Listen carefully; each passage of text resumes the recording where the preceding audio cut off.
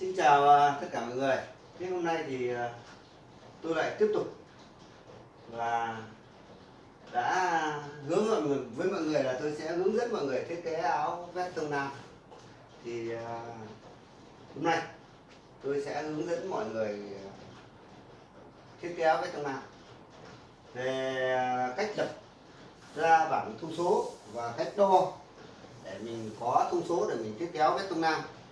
Thì hôm trước thì tôi đã hướng dẫn tỉ mỉ mọi người đo rồi. Hôm nay thì tôi sẽ thiết kế hướng dẫn các bạn thiết kế ra một chiếc áo vest tông nam. Thì hôm nay thì tôi sẽ lập cái thông số là tôi lập thông số là 343 343 như tôi nói thì ngực sẽ là 86 và mông 88 và cổ là 38 và dài suốt là 140, thì có nghĩa là dài áo dài là 70, dài áo 70 là tôi lấy vòng 1/2 giờ dài suốt. Dài tay là 59, dài tay 58. Đấy. Vai 43, ngực 86, mông 88, cổ 38, dài 70 và dài tay là 58. Thì trước mắt ta cũng chỉ cần bấy nhiêu cái thông số là ta có thể là thiết kế áo vest tông nam rồi. Đối với áo vest tông nam thì thân sau sẽ vẽ trước.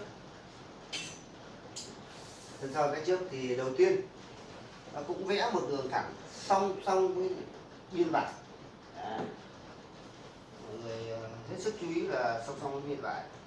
Và cũng như bữa trước ấy, là tôi đã hướng dẫn mọi người rồi. Đấy, là khi mình có mảnh vải thì tốt nhất là mình giặt đi hoặc là la đi, xong rồi ta mới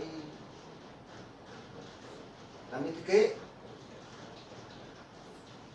để nó thẳng tay ngang, thẳng tay dọc. Thì khi mà mình triệt tiêu hết cái độ co của nó rồi ấy, thì ta thiết kế nó mới không bị biến dạng sau khi mình là lượt. Đây là một đường vẽ song với biên vải. Đấy. Và cái đường này tôi sẽ lấy làm đường sống sau. Đầu tiên thì mình xác định cái chiều dài áo là 1/2 dài suốt là dài 70. Thì từ xương gót cổ sau lưng này tới gót bàn chân chưa đôi thì là ta được dài áo. Đấy. Thì bây giờ đặt một cái thước vuông, xác định tất cả các đường ngang ấy là mình sẽ đều vuông góc.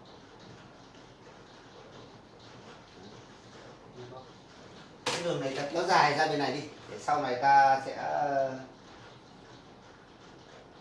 thiết kế luôn bên thân trước, có cơ sở thiết kế luôn thân trước. Như kéo sơ mi nữ thì tôi thiết kế thân sau, xong rồi thân trước là chồng lên. Đấy. Là nó có thể gì, nhưng mà riêng áo vest này thì tôi sẽ thiết kế là rời thân sau xong rồi đến thân trước. Đấy. Sau đó ta mới đo đến dài áo. Dài áo ta 70 thì ta lấy xuống 70.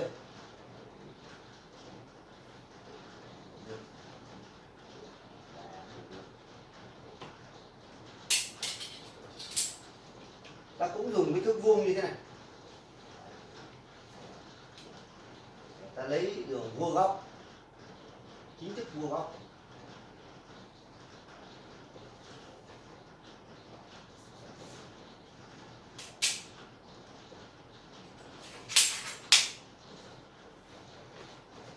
Đường vuông góc này ta cũng kéo hết sang này, kéo dài nó ra. Sau này mình cũng dựa vào cái đường vuông góc này để mình thiết kế cái thân trước.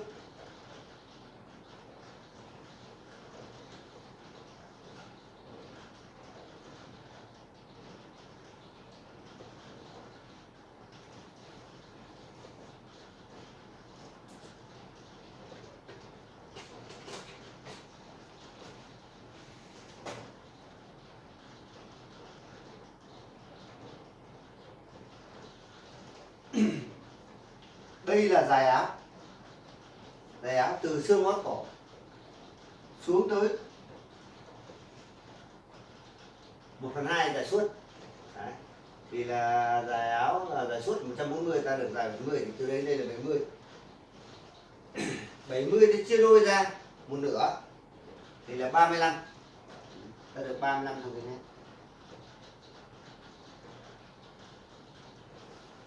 1/2 của chiều dài cộng với 1/20 của chiều dài thì là hạ eo. Ta dùng cái công thức là dài áo này. Đấy, cái đường này sẽ bằng cái đường này chia đôi. Đấy, là 1/2 dài cộng với 1/20 dài áo là 35, ta cộng xuống 3/5 nữa là 1/20 dài áo. 1/10 thì là dài áo 70 thì là 7 cm, mà 1/20 thì ta hạ xuống 1/20 dài áo. Thì đây là hạ eo. Hạ eo từ xương gót cổ xuống tới đường eo là bằng 1/2 chiều dài cộng với 1/20 chiều dài. Dễ tính, dễ nhỉ. Thì đối với những người mà yêu cầu các bạn chỉ cần biết tính cộng trừ nhân chia các bạn có thể chia cắt được rồi, không cần phải học cái gì mà nó cao quá này. Thì cứ 1/2 chiều dài rồi cộng với 1/20 chiều dài. Ví dụ như là dài áo 68 thì ta được 34 ta cộng thêm 3/4 nữa thì chính là hạ eo. Hạ eo thì cũng dùng thước mưa vuông. Đấy, để ta vẽ đường phấn ngang.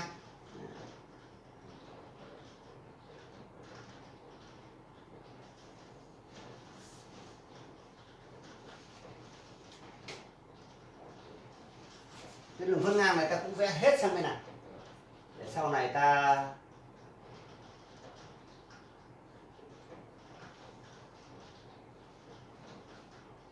thiết kế thân trước. Đấy là đường này là đường eo. Eo. Đấy.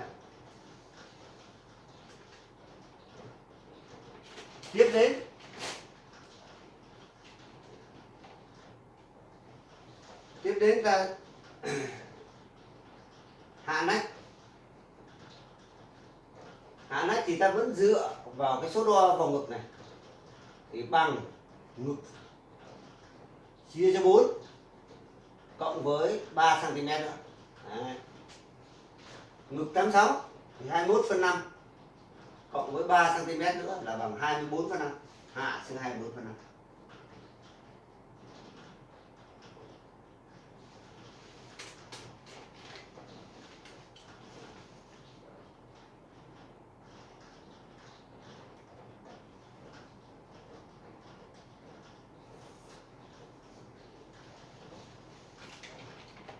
Rồi, ta cũng kéo cái đường hạ ngực này.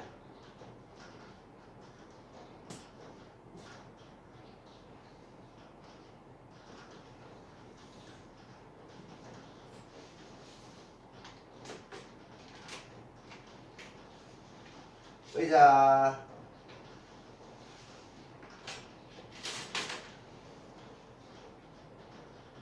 dài áo này, hạ eo bằng 1/2 chiều dài cộng với 1/20 chiều dài này. Tính từ trên xuống này.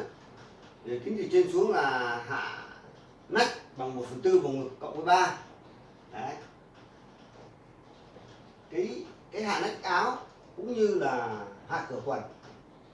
Đấy, tưởng tượng khi mình thiết kế cái áo thì nó cũng giống như là mình thiết kế cái quần. Thiết kế cái quần thì gồm nó hai cái ống và có hai cái chân bằng nhau, nhưng mà ở cái áo thì mình cứ tưởng tượng như một bên thân người là một cái chân và một bên cái tay là một cái chân, tức là một cái cửa quần này, khi mà cái form nách nó xuống như này thì tương đương với cái chỗ này là cái cửa quần. Đấy, thì cái hạ cửa quần và hạ nách áo này nó phụ thuộc rất nhiều vào cái vòng ngực. Thì hạ cửa quần thì phụ thuộc vào vòng mông. Đấy, nhưng mà hạ cửa quần thì phụ thuộc vào mông, nhưng mà nách áo, hạ nách áo nó còn phụ thuộc nhiều yếu tố nữa. Ví dụ như cái người mà nó dốc vai như thế này, đấy, những người mà người ta thấp, ngực nở, thì về cái dáng người các áo vest thì như trước tôi đã hướng dẫn quý vị là nó có 4 cái dáng cơ bản. Ở đây mình thiết kế là mình thiết kế trên phương diện là áo vest dùng với những người mà cơ bản. Đấy, thì ta dùng công thức là hạ nách áo bằng 1/4 vùng ngực cộng với 3 cm. Riêng thân sau thì ta tính từ đường này lên bằng 1/16 vùng ngực nữa. Đấy, thì mọi người có thể dùng máy tính để chia, dùng cái 86 chia cho 16. Đấy, thì ta sẽ ra được cái thông số. Đấy, thì ở đây là 86 chia cho 16 thì là được 5/4. Đấy, thì 5/4 3.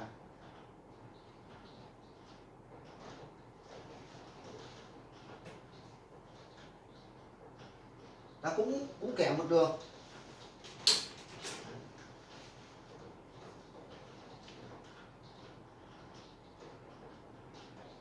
Thiết kế trang phục này thì nhiều khi là cũng dùng số giống như là người ta dùng số pi. Đấy, cái số người ta dùng, người ta dựa vào những công thức cơ bản. Thì dĩ nhiên là cái đường này nó cũng song song với cái đường, song song với tất cả các đường vân ngang. Thì ta nhớ là cái đường này từ đây là bằng vòng ngực chia cho 16. Đấy, là ta được cái đường này. Đây là đường hạ nách của thân sau. Thân sau chỉ có đến đây thôi, còn thân trước thì nó mới hạ đến tận đây.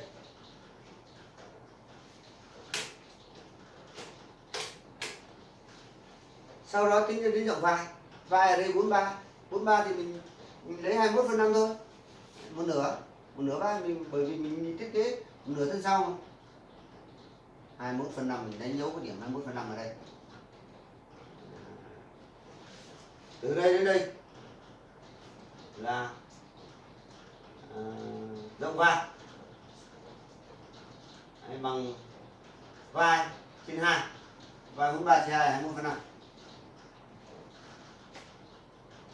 Từ đây trở vào trong này thì ta là vào cổ. Vào cổ thì bằng 1/5 vòng cổ, 38 chia cho 5, 5735. Đấy, 5/30 thì 7/6.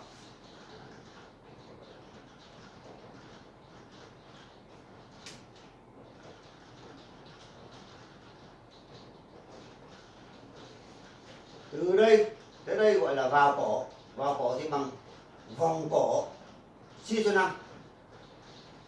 Đấy,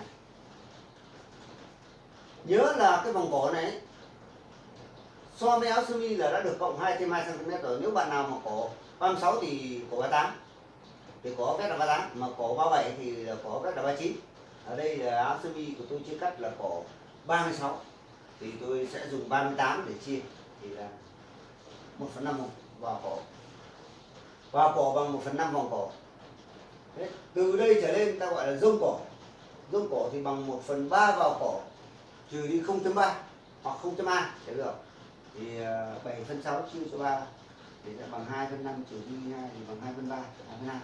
Đấy, là rông cổ. Đấy, cái đường này là rông cổ, tức là rông lên đấy, bằng vào cổ, chia 3, trừ đi 0.2. Đấy, là giống cổ.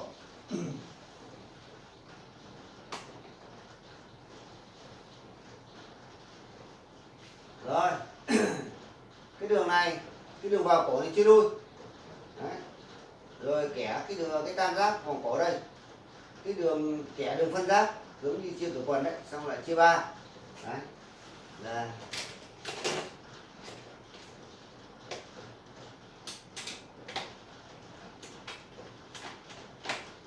là ta được cái đường vòng cổ. Đấy.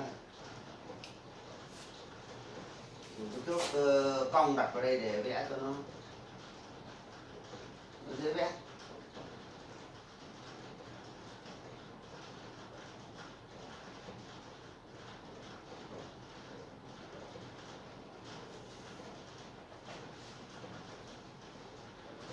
Như vậy là ta đã vẽ được bộ áo. Bây giờ ta tính đến dốc vai thân sau. Dốc vai thân sau thì dốc vai áo vest thì người trung bình là 4,5 cm.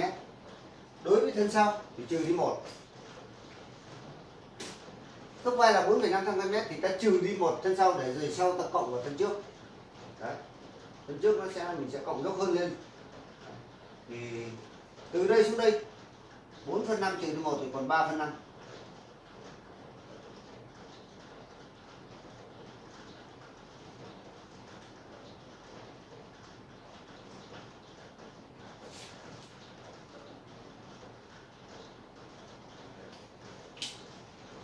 Thì đây là điểm dốc vai.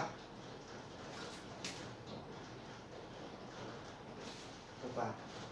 Và ta kẻ đường dốc vai thân sau. Cái đường này thì ta hơi lướt lên cái cổ này một tí. Xong rồi ta ra ngoài này. Ra ngoài này hơi cúp xuống một tí. Đây là đường dốc vai. Từ đường rộng vai vào 2 cm. Ta được một đường vuông góc với đường phân ngang. Giống như áo sơ mi với trước tôi nói. Thì áo vest cũng thế, cũng vào 2 cm. Kẻ riêng. Thì từ đây ra bên này nó vẫn, cái đoạn này vẫn là cách vai. Cố định từ điểm đầu vai vào 2 cm. Chỗ này là cách vai. Và cũng đặt thước vuông vào đây. Kéo xuống như này. Lấy cái góc vai chỗ này là góc vuông 90 độ. Về sau thân trước ta cũng cùng cái góc đó là 90 độ. Thế thì người ta chia 3 cái đường này ra. Đấy, tính từ cái điểm vai này xuống đến dưới này. 23/5. Đấy. 38/24 thì là 8/2.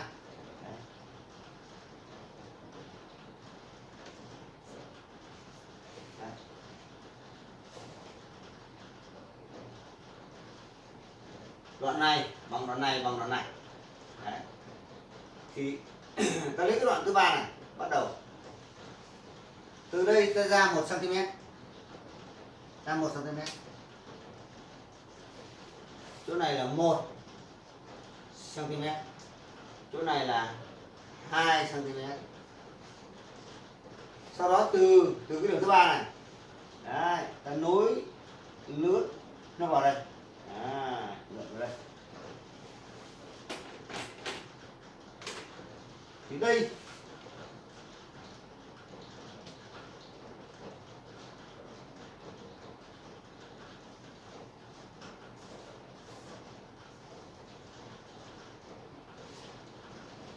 là đường nách thân sau, đây là đường vai, đây là đường vòng cổ.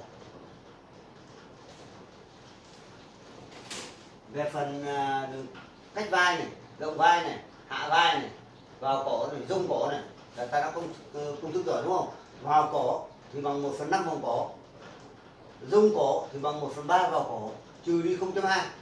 Đấy. Rộng vai thì bằng 1/2 vai. Đấy. Cách ngực thì từ đầu vai vuông góc vào 2 cm là cách ngực.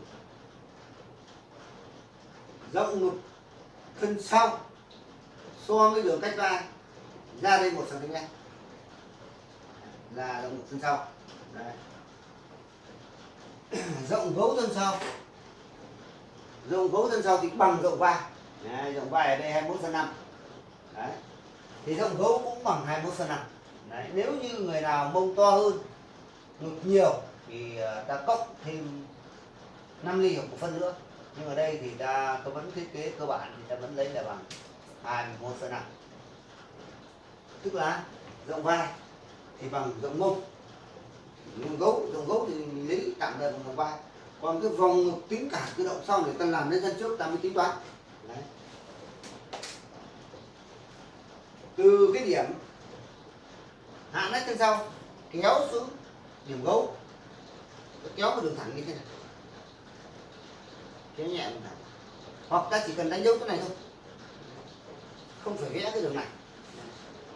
Rồi ở ngay chỗ điểm hạ eo này, ngay chỗ điểm hạ eo này vào 1,5 cm hoặc 1,8 cm tùy theo. Có thể bạn nào eo thì vào 1,8, 1,6, 1,5. Từ cái điểm 1,5 này sẽ kéo thẳng xương gấu.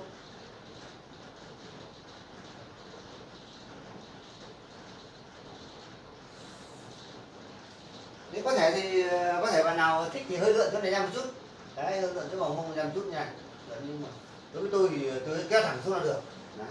Còn từ đây mình lại vẽ một cái đường lướt, lướt nó xuống.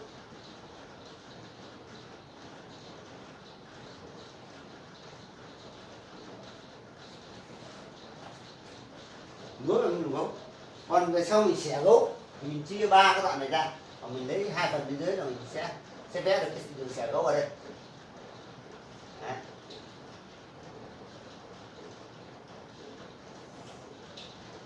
Xẻ ta đấy. Cái này là mình vẽ đường song song với cái đường này. Làm cái đường xẻ ta.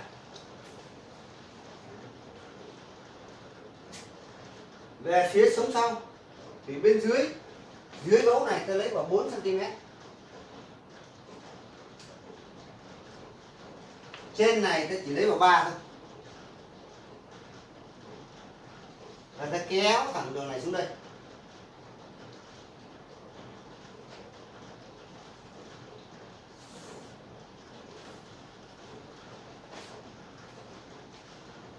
Từ cái điểm họng cổ ớt cổ thân sau này nó ra bằng 1/10 vòng ngực, tính ra vòng vùng ngực ta chấm vào đây một điểm. Ví dụ ngực 86 thì ra 8 ly. Đấy. 1/100 đấy như thế. Ngực 90 thì ra lấy 9 ly. Đấy. Sau đó ta đặt thước kéo từ đây xuống đến meo. Ví dụ ngực 86 thì ra 8 ly, ngực 8 ly rưỡi, mình từ đây ra 8 ly rưỡi, mình đặt cái thước từ cái điểm chấm này kéo xuống điểm eo, vẽ một đường như thế này. Khi nó chạm vào cái đường sống sau này, gần chạm vào đường sống sau này, thì cái đường thân sau nó sẽ bắt từ đây, trơn đi.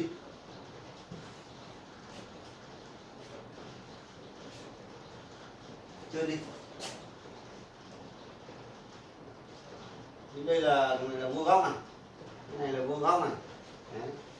Vì cái đường gấu này cái chéo như thế này thì đến chỗ này mình lại phải đặt thước vuông vào đây. Đấy. Để mình làm sao để cho nó vuông góc.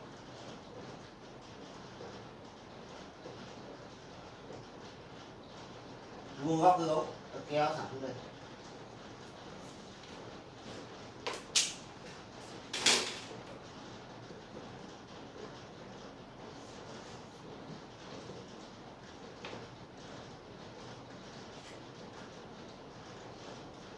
Như vậy là cái gấu sau nó sẽ sang đây để góc này tạo thành góc vuông.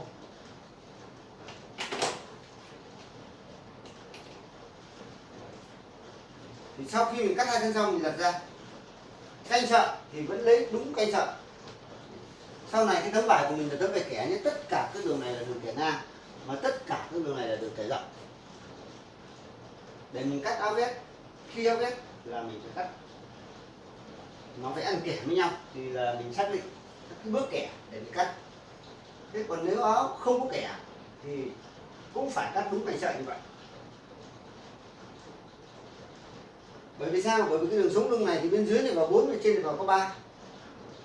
Nếu như áo kẻ thì sau khi người ta thiết kế được như này, khi người ta áp lên vải, ta cân kẻ thì có thể người ta lấy cái đường kẻ nó sẽ song song với cái đường sống sau này. Đường canh sợi nó song song với đường sống sau này. Và bên trên này người ta thiết kế tay và thiết kế thân sau, thân trước đều bắt kẻ.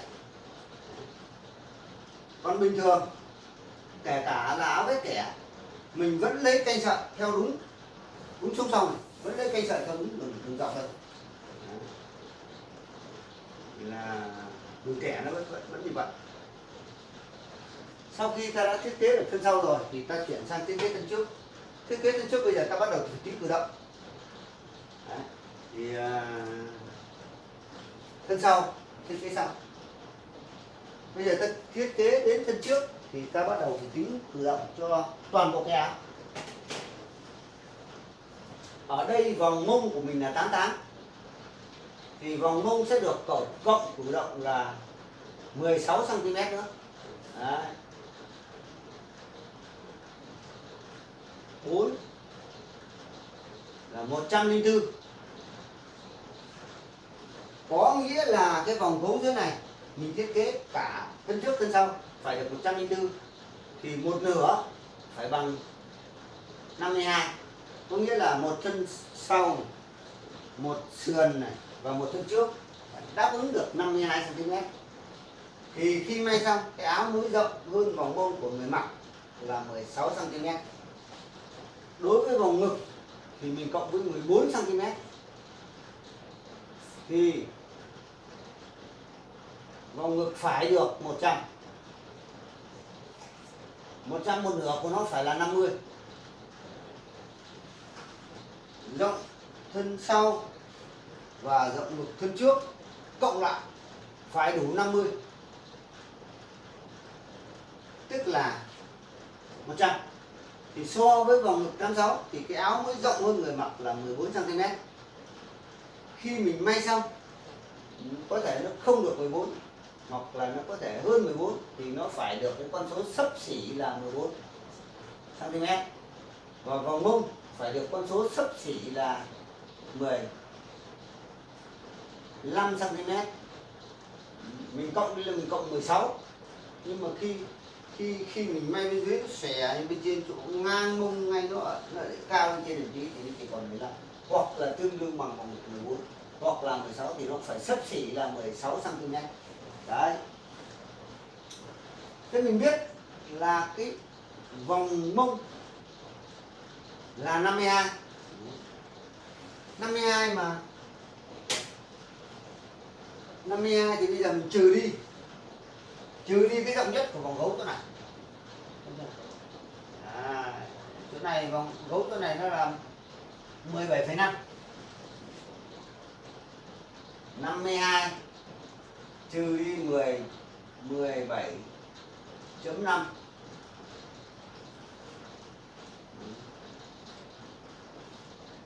Thì thân trước, gấu thân trước phải còn là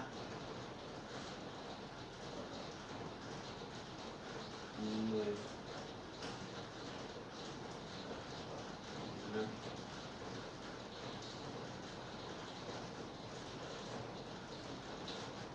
34,5. Gấu thân trước mình phải còn 34,5. Đấy. Thì bây giờ sao? Bây giờ mình bắt đầu thiết kế thân trước. Đầu tiên mình vẽ một đường vuông góc ấy.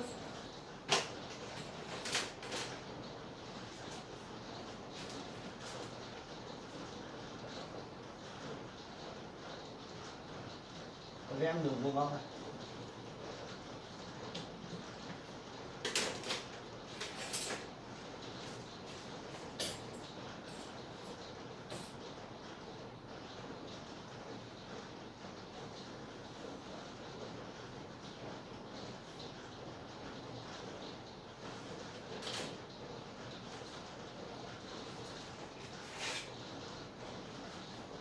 Vào 2 cm là giao quy.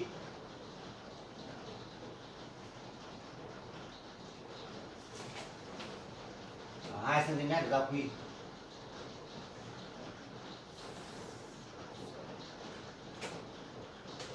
Bây giờ mình tính toán là gấu của mình, gấu thân trước là gấu thân sau là 17.5 thì gấu thân trước là 34.5 cộng lại là được 52.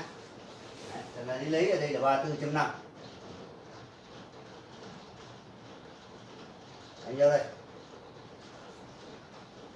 Anh nhớ đây là nhất của gấu. Đấy. Về vòng ngực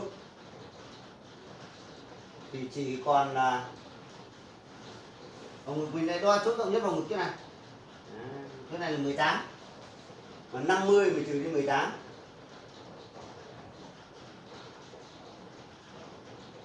Còn 32. Chỗ rộng nhất của vòng ngực này phải được 32. Đấy. Chỗ là cái rộng nhất vòng ngực cái này phải được 32 cm. Cái này là rộng nhất của gấu là 34.5, có thể mình lấy lên 35 cũng được, không sao. Đấy. Lấy 35 được. Bây giờ ta vẽ cái đường sườn thân trước. Bất di bất dịch cái đường sườn thân trước phải đúng như cái đường sườn thân sau, bởi vì cái đường sườn thân trước là sẽ giáp bằng cái đường sườn thân sau. Đấy. Và nó sẽ đối xứng với đường sườn thân sau.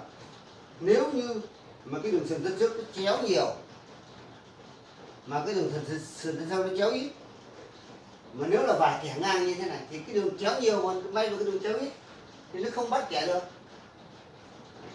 tức nó không bắt sọc được, nó không ăn kẻ. Thế vậy thì nếu như cái đường này là cái đường vuông góc như thế này, cái đường gấu vuông góc như thế này,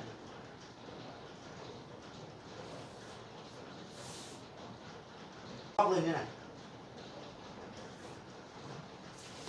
ngang với cái điểm này là sẽ bằng với đường gấu của đường sườn sau.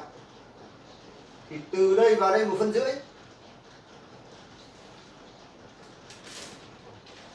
thì thân trước cũng vào 1,5 phân.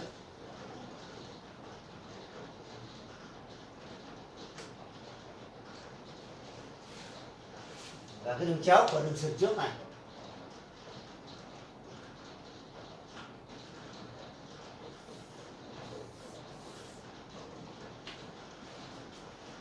thì mình nhìn đây, cái đường này, cái hình này là hình thang ngược rất là cân. Đấy. Từ đây vào đây 1,5 phân, từ đây vào đây 1,5 phân, còn cái đường này là đường ở giữa này hình chữ nhật. Nếu như đường sọc ngang như này mà cái đường, hai cái đường này nó như nhau, đối xứng nhau thì may với nhau là ăn nhau. Đấy. Và cái đường này nó cũng lượn đúng như cái đường này, cũng lượn đúng như cái đường bên này.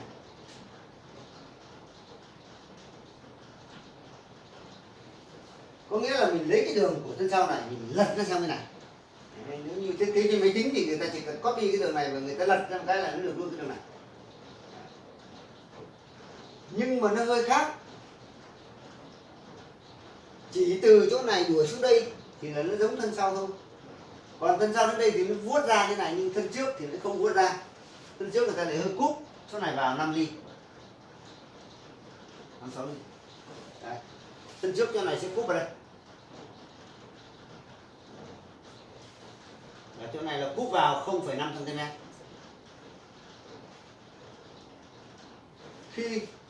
Khi người ta chạy cái đường sang đây thì cái này nó vứt ra đây mà, thì cái này nó cúp vào theo, thì cái này nó trở thành trên cái mặt phẳng. Thì nếu như cái này nó cũng giống như cái đường này nó lấy ra đây thì cái đường này khi người ta may vào nó sẽ vẽ ra như thế này, để nó cũng đẹp. Cho nên cái chỗ riêng về thân trước thì nó cũng là cái đường của thân sau lật sang bên trên này, nó cúp vào 0,5 cm. Đây là cái điểm nhất đúng cái đường này. Thế bây giờ mình mới đo ở đây. Đấy. Thân trước nó chỉ cần có 32 thôi, nhưng mà ở đây nó lại thành ra 33 thì rất khoát chỗ giữa này mình phải chừa đi. Đấy. Chừa ra, bớt ở chỗ giữa này ra. Đấy. Sau khi đã thiết kế được đường sườn của thân trước cũng giống như đường sườn của thân sau, chỉ khác là bên trên chỗ nách này hơi cúp vào 0,5 cm thôi. Thì bên dưới này cái đường này cũng cái xẻ sườn này nó cũng như xẻ sườn của thân trước. Đó.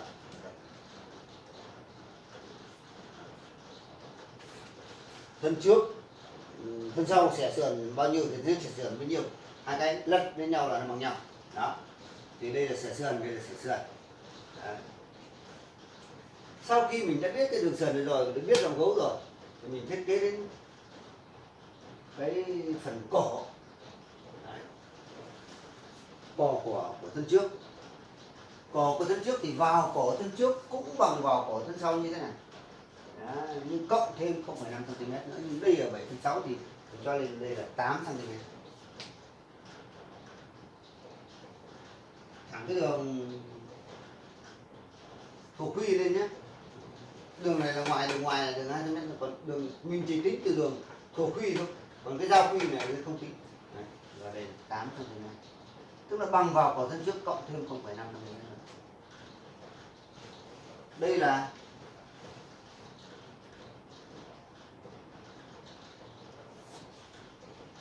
vào cổ thân trước. Hạ cổ thân trước thì mình tạm tính là bằng 1/5 vòng cổ. Đấy, 1/6 vòng cổ.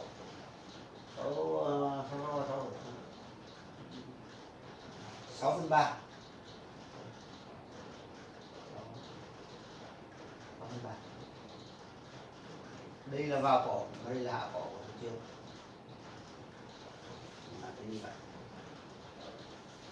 Đối với người ưỡn ngực thì cái đường cao nhất của cổ thân sau, cổ thân trước nó sẽ dâng lên qua cái điểm xương móng cổ này là 0,8 cm hoặc là 1 cm.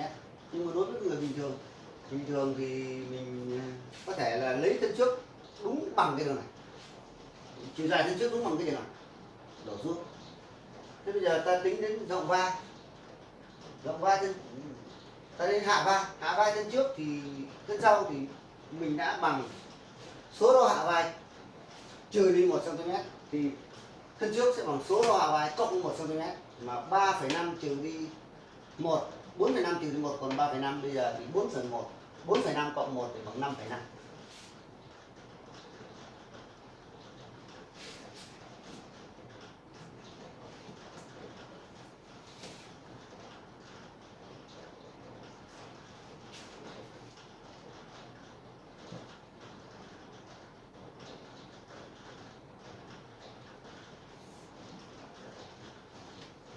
Đây là cái đường dốc vai của thân trước. Cái đường vai con của thân sau bao nhiêu thì cái đường vai con của thân trước cũng bằng bấy nhiêu. Nhưng cái đường vai con của thân sau sẽ dài hơn đường vai con thân trước là 0,5 cm. Bây giờ mình đo đường vai con thân sau là 14,5 thì đường vai con thân trước sẽ là 14. Mình đặt đây, mình kéo xuống đây. Tới điểm này. Đây là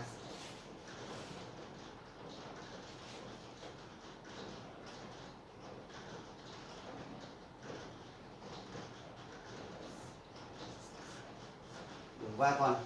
Đây là đường vai con thân trước.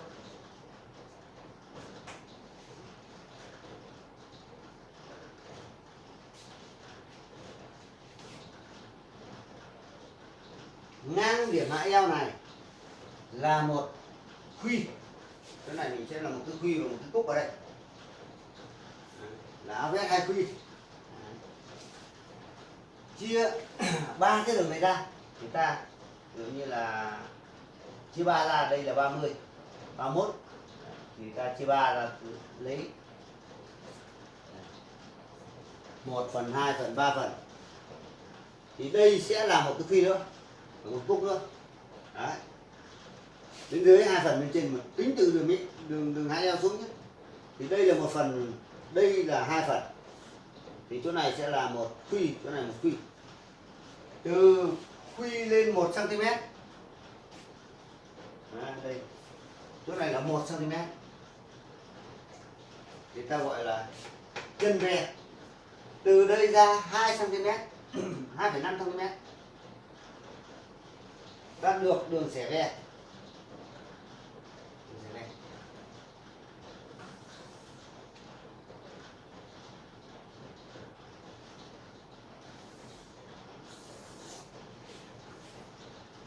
Đây đường xẻ ve.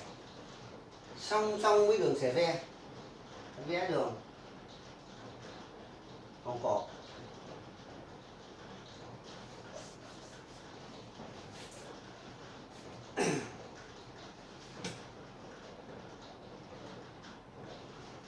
Rồi ta chia 3 các đoạn này ra. Một phần, 2 phần, 3 phần. Thì từ đây là ta sẽ kéo ra đây là đường xẻ ve. Với điều kiện cái đường xẻ ve này phải rộng ve là phải bằng 1/10 vòng ngực.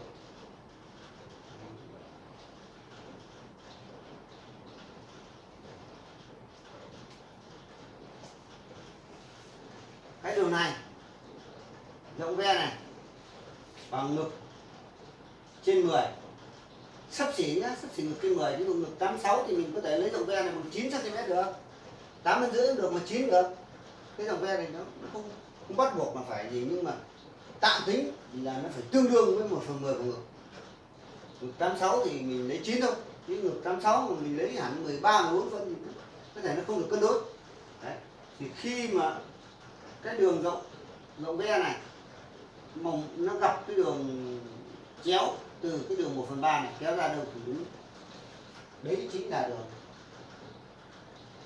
hạ cổ. Thì cái đường cổ của thân sau thì của thân trước thì nó sẽ là cái đường này. Sau đó ta kéo nó xuống như này, ta được đường kéo xuống như này.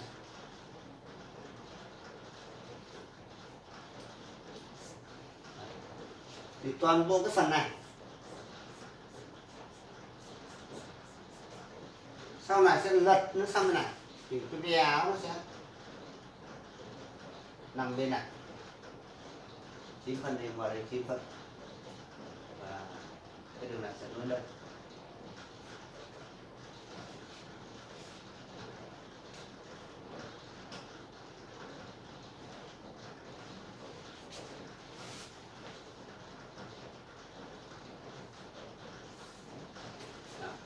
Và sau sẽ chia cổ vào đây.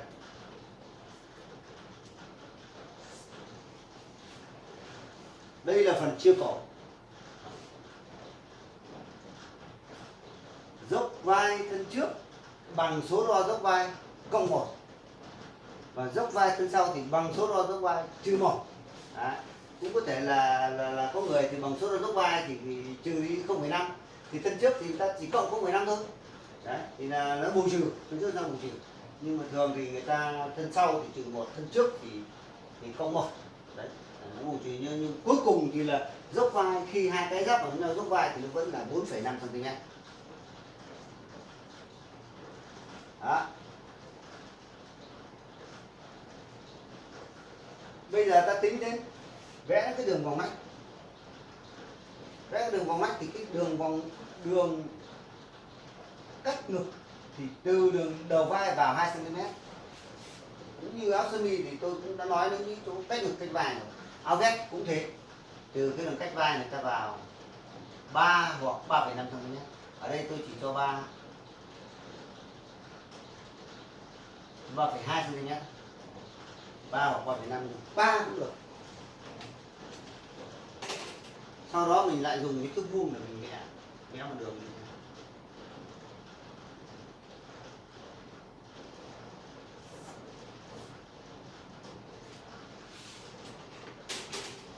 Rồi ta lại chia 3 cái đường này ra.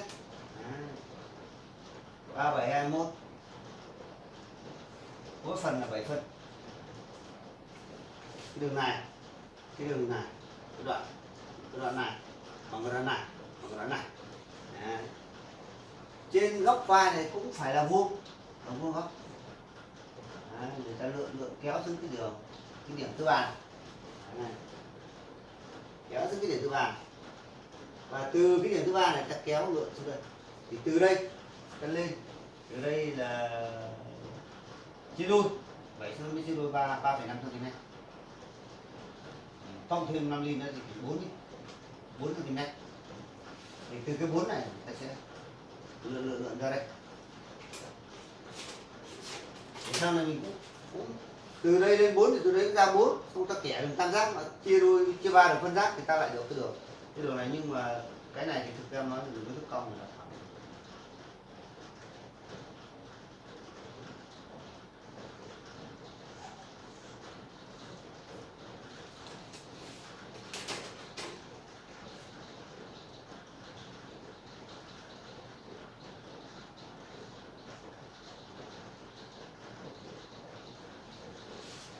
Rồi. Từ đây, từ cái điểm này ra tới ngoài này chia làm 3 phần bằng nhau 15 phân thì ta lấy từ đây là 5 phân.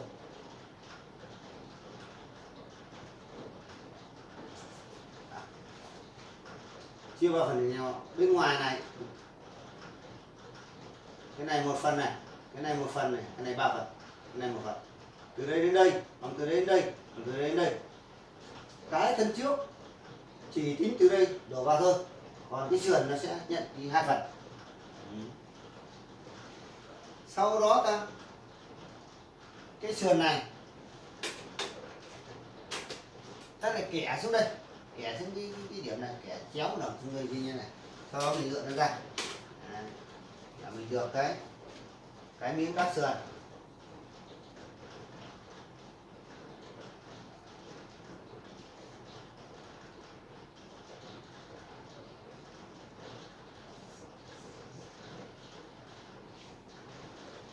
Mình được miếng cắt sườn. Mà cái rộng thân trước này ta cần có 32, mà ở đây là đang là 33 thì ở ngay chỗ này ta bớt đi 1 cm. Nếu như mà nhiều thì mình bớt nhiều, ít thì mình bớt ít. Bởi vì mình lấy cái đường thẳng gấu này thẳng kéo lên như này, gấu nó càng to thì cái đường này nó càng rộng ra này, mà cái rộng ra này mình nhỏ thì cái chỗ này mình phải trừ nhiều. Đấy. Nhưng ở đây của mình là 32, mà ở đây ta đo được là 33 thì ta trừ đi 1 cm chỗ này.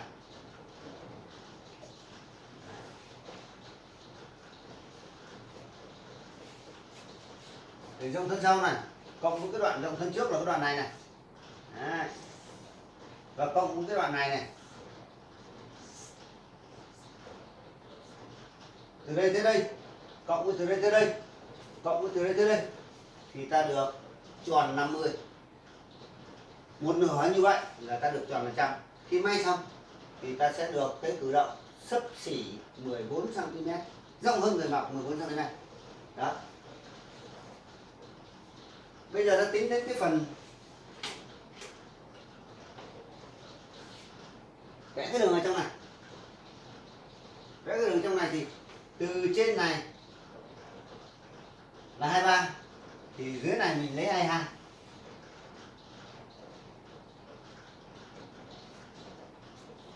Đó.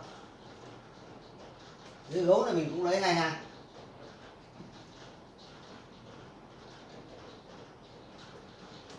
Kẻ thẳng như thế này. Và cái đường này đúng theo đường kẻ dọc thôi nhá. Nếu mà phải kẻ thì cái đường này đúng kẻ dọc. Đấy, rồi. Rồi cái này ta lượn ra đây.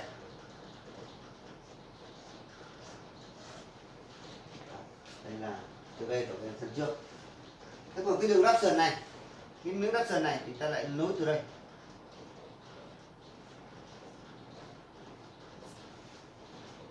Thì cái phần đất chỗ này mình sẽ bỏ đi.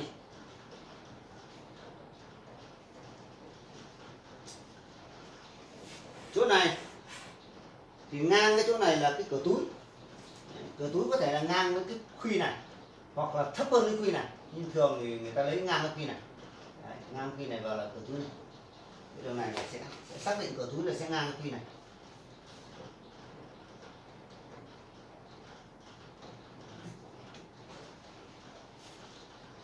Cửa túi thì bằng vào đây là bằng 1/10 vòng ngực là bắt đầu đến cửa túi. Đấy.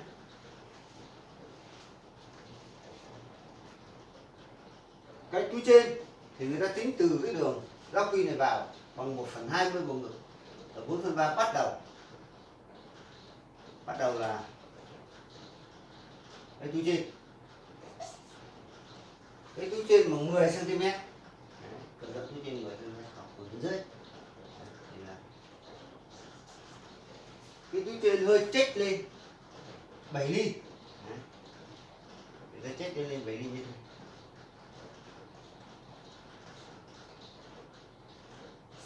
Đó.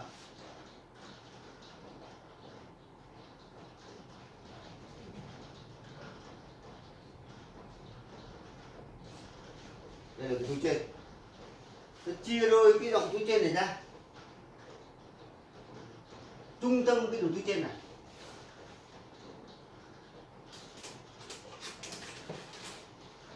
trung tâm cái túi trên này cái kèm đường song song với này xuống dưới gấu, xuống dưới cửa túi dưới. Đó là để ta thiết lập cái ly chỗ này. Từ cửa túi trên này xuống 5 cm là bắt đầu chiết. Chiết ở đây là mỗi bên 5 ly 0,5 cm. Chiết một phân, vẽ được chiết đây.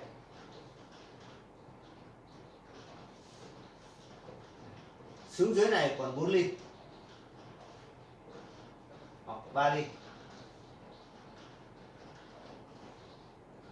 Xuống đúng cửa túi. Đấy. Từ cửa túi bằng 1/10 vào ngực thì đến đây là cửa túi.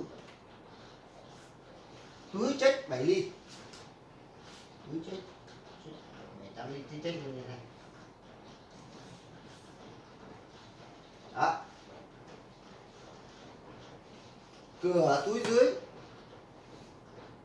thì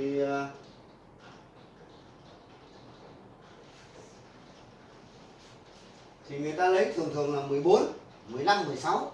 Đấy. Cửa túi dưới thì từ đây ra đây bao nhiêu? 1/2. Thì từ đây ra đây 1/2 nữa. Đấy. Thì cửa túi sau khi mình chép ly vào thì cái cửa túi như cái áo này là hiện nay là còn 15,5 cm. Từ cái đường này vào đây là 1/10 vòng ngực. Từ đây bằng 1/20 vòng ngực. Vẽ túi trên, chia đôi túi trên ra. Chia đôi cái túi trên rộng 10 phân thì mình chia đôi thành 5. Mình kéo đường thẳng này để mình kết hợp ly này. Sau đó bên này bao nhiêu thì bên này túi bấy nhiêu. Khi có cái ly này thì bên này 2 phân thì bên này cũng 2 phân, bên này 1,5 thì bên này 1,5 thì là nó ra cái rộng của cái cửa túi chéo của túi dưới. Như đây. Chỗ này thì tròn, sau khi cái nắp túi chỗ này tròn. Thì đây là cái phần túi dưới. Thì toàn bộ chia cắt thân trước thân sau cổ kéo cái tông nam thì tôi đã hướng dẫn cho đầy đủ cho mọi người như vậy.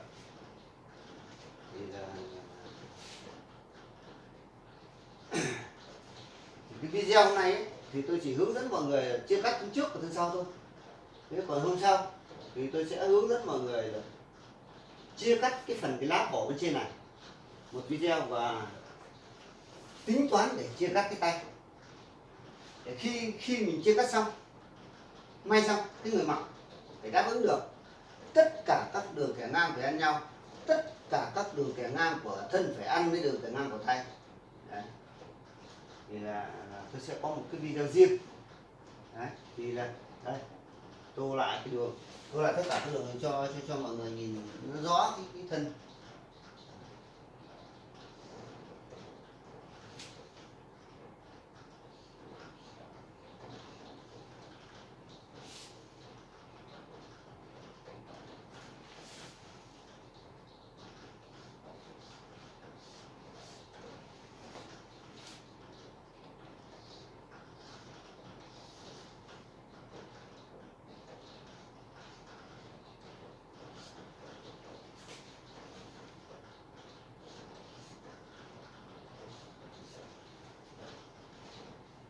Đây là thân sau, đây là thân trước.